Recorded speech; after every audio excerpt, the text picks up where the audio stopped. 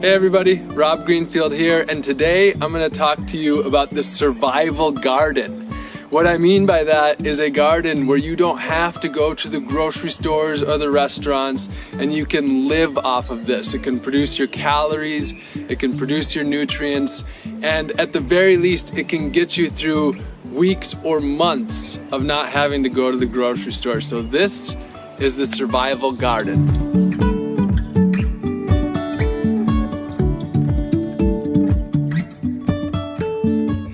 Okay, so why would I be the one to talk to you about the survival garden? Well, I recently finished a year-long project of growing and foraging 100% of my food. So for 1 year, every single thing that I ate either came from my gardens or that I foraged from the wild. Down to the salt, the oil, all my calories, my nutrients, my protein, my fat, you name it. So I have quite a bit of experience. And this survival garden that I'm going to be talking about today is specifically going to be for where I did this project, which is Central Florida. So this survival garden is more for a warmer climate, but there's a lot that you'll be able to learn from this video no matter where you are. And most importantly, wherever you are, you can grow an incredible amount of food. It's just a matter of adapting to the correct plants that are designed to not just survive, but thrive in your area.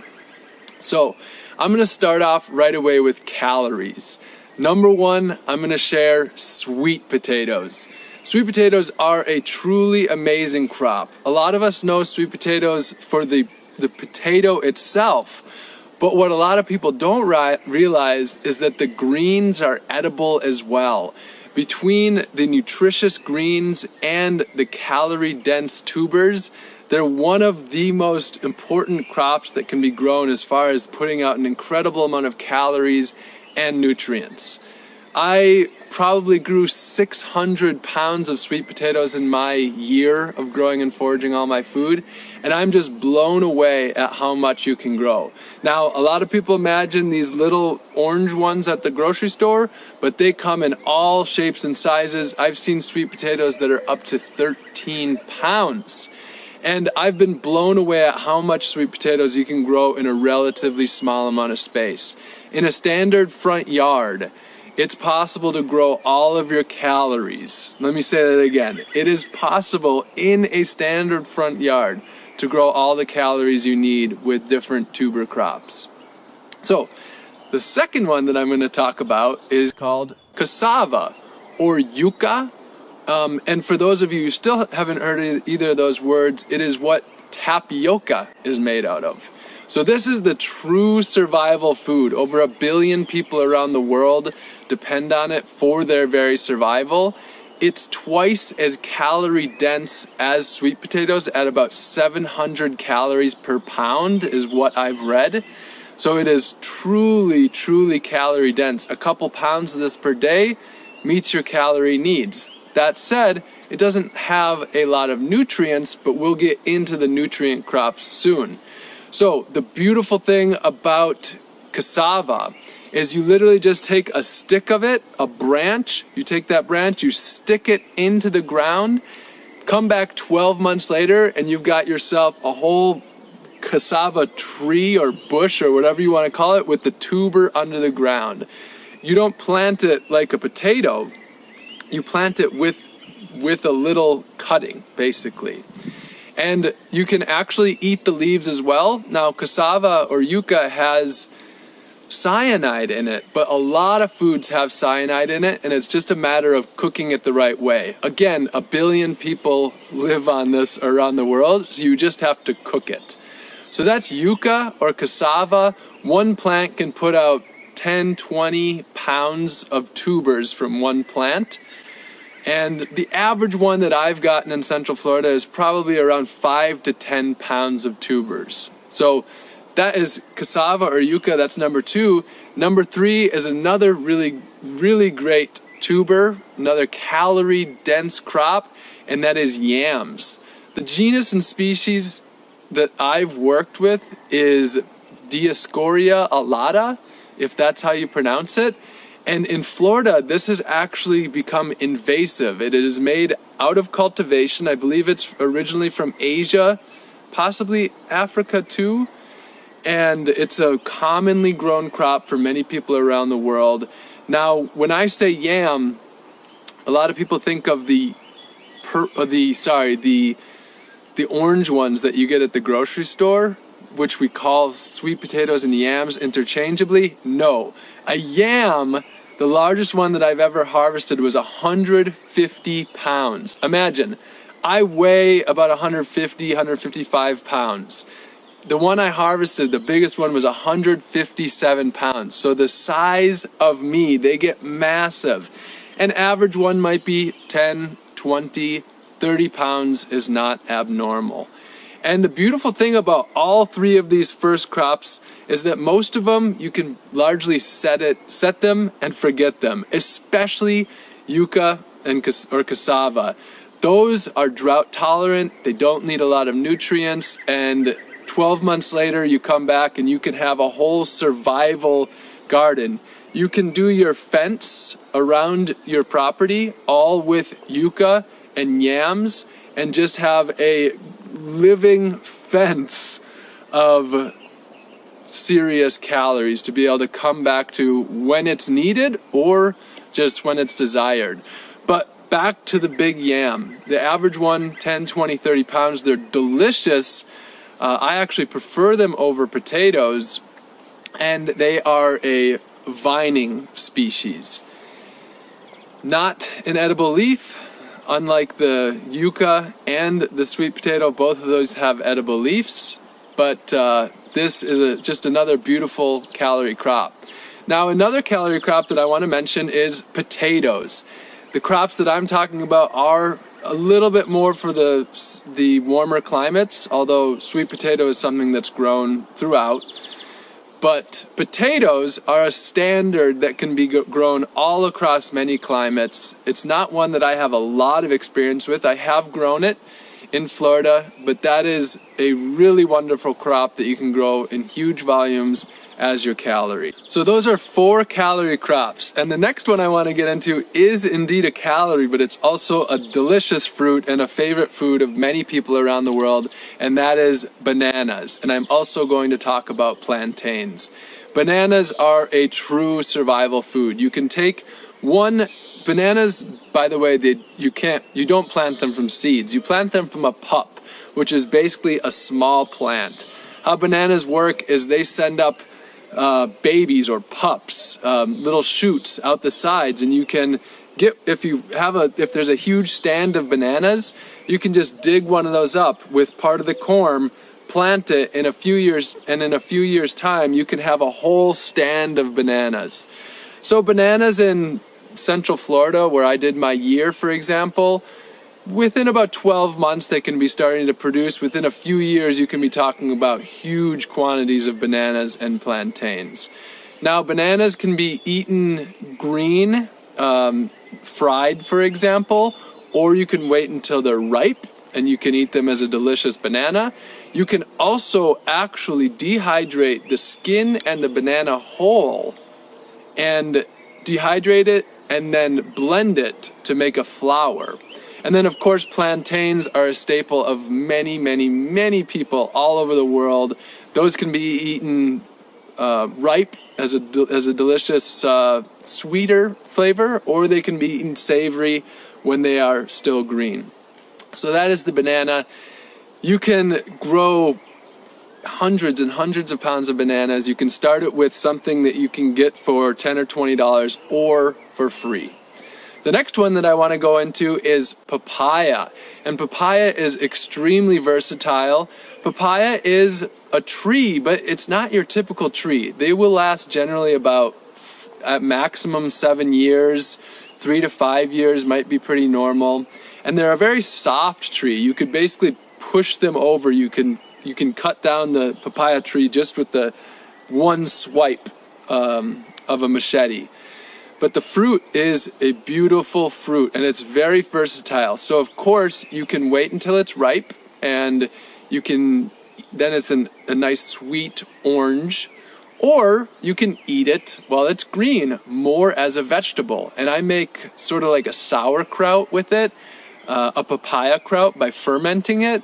And then people all over the world use it green as a vegetable, whether pickled or sauteed or raw. What's commonly known as Thai green papaya salad, for example. And I love to make a coconut curry out of my green papayas. If you're dealing with wasps, a pest that often comes for the papayas, then the best thing to do is not wait for them to get ripe and eat them green. So this is a great staple crop, not as calorie dense as the earlier calories I mentioned, but very filling and very much has calories to it. Now, in a colder climate, something that actually somewhat resembles in my mind the papaya is the zucchini.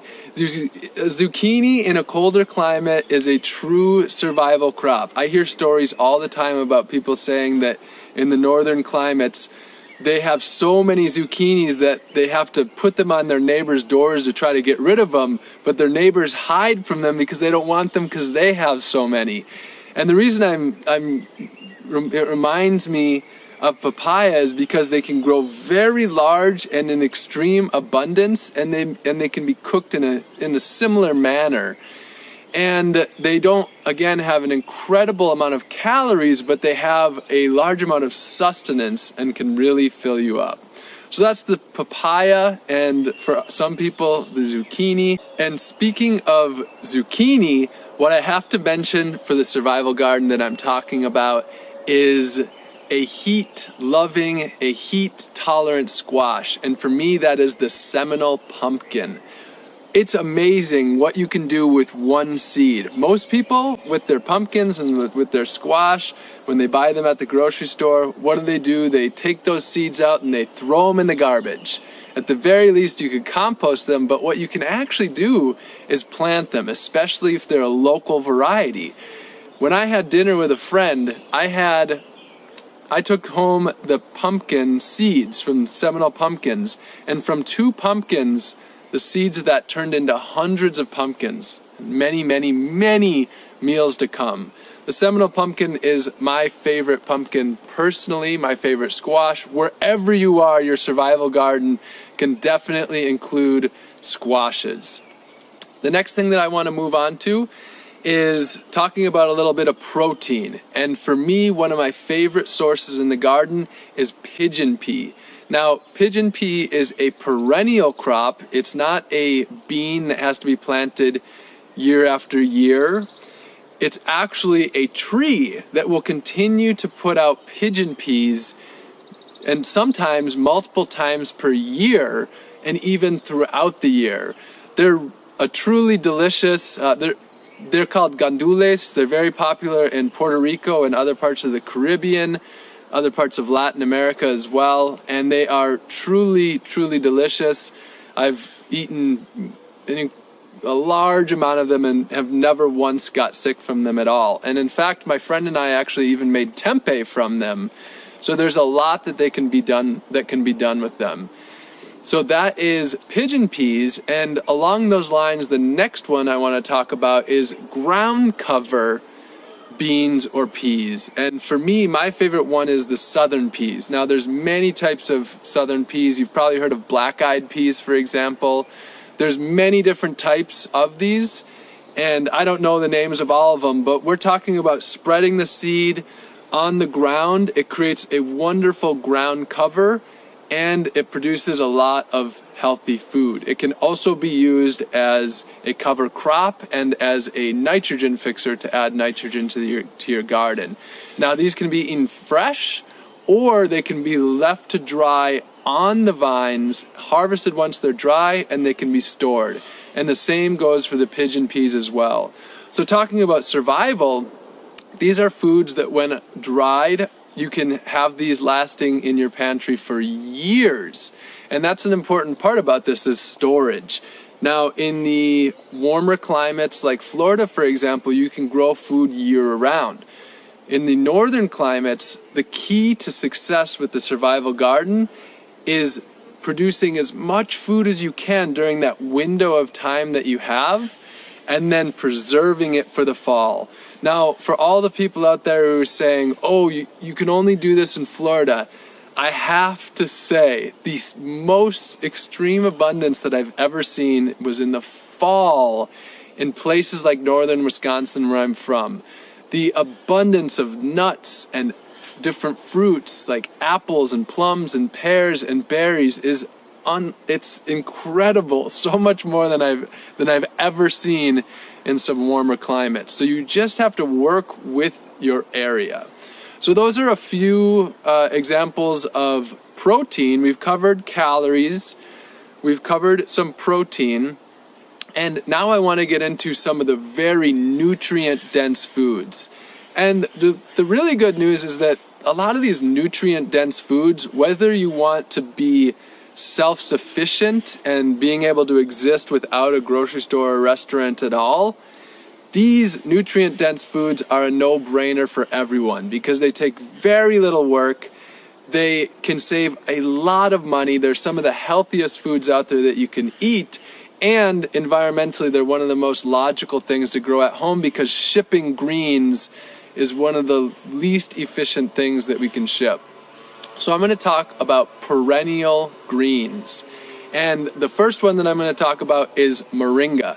Now, moringa is also called the vitamin tree or the tree of life, and it is truly the tree of life. It's one of the most nutrient-dense plants on earth. Supposedly, it's about 20% protein by weight as well, so a lot of greens and vegetables actually do have a lot of protein in them as well. Moringa is a perennial. You can start it either from seed, or you can take a cutting, stick it in the ground, and have a moringa tree. You can make a wall around your property with moringa. You can dry moringa leaves, turn it into a powder, and you have your own multivitamin that you can travel with. And it's also a really great crop that you can trade. You can trade others this nutrient-dense powder that you make for other things that you need, or you can actually make a little business out of it and sell it.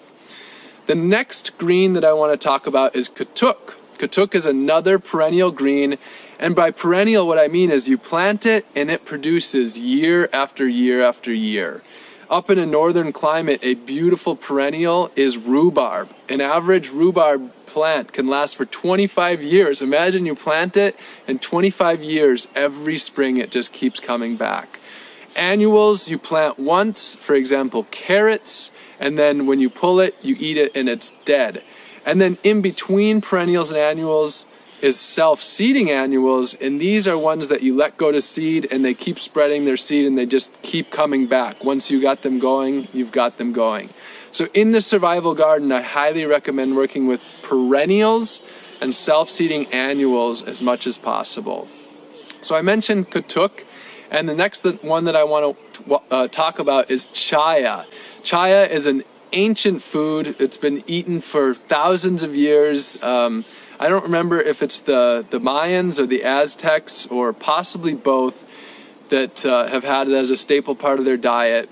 It is also called tree spinach and very calorie dense. This one also has to be cooked because it has cyanide in it, just like I mentioned with the cassava or the yucca. But again, it's just a matter of preparing food right. All things have to be prepared right, whether it's coffee or chocolate or the way you're producing your beverages like beer and wine. Once you start to connect with your food, you see that there is a process, a way of doing things. But chaya is a beautiful one. This is one where you can literally just take a stick of it, put it in the ground, and after you have a few trees of chaya, you can be spreading chaya to your entire neighborhood. Another one that's very drought tolerant. And with the survival garden, the key is planting things that are very, very tough, that don't need to be consistently watered, that don't need a lot of nutrients, that don't have too many pests. And all of these things apply generally to perennials over annuals. So the survival garden is one that you can walk away from, and for 3 months later you come back and your food isn't gone, you have more food than when you left. So that is chaya. The next thing I want to get into is another greens, and that is perennial spinaches. So there's all sorts of perennial spinaches. There's Brazilian spinach and New Zealand spinach, Okinawa spinach, longevity spinach, just to name a few. Malabar spinach is another one. There's probably a good dozen or so that are grown in the area where I have done most of my growing. And again, these are perennials that you can plant once and they can keep on coming back and coming back. So with those perennial spinaches and the chaya, the cassava leaves, the katuk and the moringa, that right there is quite a bit of diversity in itself. So there is a saying, and that is, let thy food be thy medicine, and let thy medicine be thy food. Now, in 2020, that is, let your food be your medicine, and let your medicine be your food. Pretty basic. Now, the beautiful thing is that, yes, our food is our medicine, but there are some especially medicinal plants that we can grow to really give ourselves that important immune boost and to really just take care of ourselves. I'm talking about holistic medicine, holistic healthcare, taking into account everything that we're doing, our food, our water, the way we move our body, the way we live our lives. But we can grow a lot of our own medicine. The number one that I recommend in this survival garden is turmeric and ginger. Turmeric, you take those little rhizomes, you stick them in the ground, and 7-9 months later, you'll have a lot more turmeric. Most of my friends' gardens who have turmeric, they have more than they can deal with. Ginger it takes a little bit longer. It takes more like, I think, about 1.5 years. I've successfully grown ginger, but it takes longer to get it to be a large amount and to get a lot to harvest, but very, very easy to grow. So turmeric and ginger, very easy to grow and very, very important medicines. There's many different medicines. One that I recommend growing is elderberry. And along with honey that you can get from your bees, you can make elderberry syrup, and this is one of the most incredible natural medicines that prevents cold and flu. I like to take a spoonful of my elderberry syrup every single day. It's one of my favorite things, and it's also an extremely delicious treat. So I've covered calories, I've covered some protein, and I've covered greens as nutrients. Those three things right there can take care of a massive, massive amount of your entire needs. You could probably live just off of that, but there's no need to because there's such an abundance of other foods. I'm going to name a few other things right now that are really easy and important to have as a part of this garden. That would be peppers. I grew serrano peppers starting from one seed from a pepper from my friend's garden. I, for 1.5 years, had a serrano pepper plant that put out well over 1,000 peppers. Wherever you are, there are peppers that will survive and thrive. Peppers are a great part of any garden. And then herbs. Herbs to add flavor to your food. Living off of your garden does not in any way mean not eating delicious, delicious food. And in fact, it's often far more delicious. So some of the absolute survival herbs that I've grown, that would be Cuban oregano, grows like crazy. It's a huge oregano leaf. Then there's lots of other ones.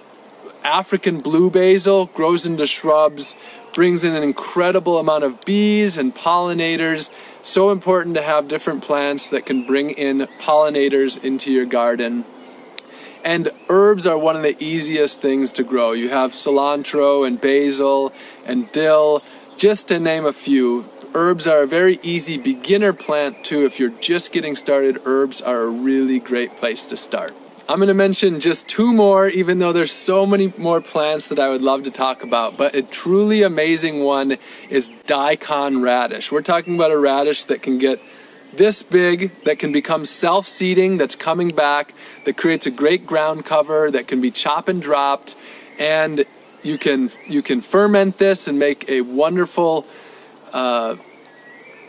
radish kraut, or mix it in with your different krauts. It is it's delicious. It adds a lot of value to meals, and you can just produce incredible amount of quantities with it. That's the daikon radish. Wherever you are, radishes can be a part of your game, and radishes are one of the fastest foods to grow. You can get them in about 30 days. Now, a garden could be complete without tomatoes, but tomatoes add such an incredible value to life. Where I did my survival garden, that would be the Everglades tomato. In really hot climates, it's often the very small tomatoes that you want to work with, not the really big ones. But in northern climates, you can produce so much tomatoes that you could not possibly eat them. So tomatoes are just a beautiful thing to have in the garden. And then one last thing that I'm going to mention, and that is garlic or onions. Really adds an incredible amount of flavor. Garlic is also a great antimicrobial and antibacterial, a really important one for fighting off sicknesses. In Central Florida, my big ones would be garlic chives and then society garlic. These are perennials that do really well. I also grew garlic. That's harder in the southern climates, but I did it successfully. But in the northern climates, garlic is an easy one. So that is my survival garden. I've covered your calories, your protein, your greens. There are more things than that. However, if you have just this going and you work with the perennials over the annuals, we're talking about almost never having to take a trip to the grocery store. This is my tips, especially focused on a warmer climate. In future videos, I will have some that are specifically focused on colder climates. So make sure you come back and tune in for that. And if you got a lot out of this video and you found it to be really useful, then definitely I encourage you to subscribe to this channel. And if you have questions or comments, put them below. Hit that like button to make this get out into the world so people can see that it is possible to live without grocery stores and without restaurants, and live in a way where we are working with the earth rather than against it, and where we can live happily and healthfully with food sovereignty right in our own communities. Love you all very much. See you soon.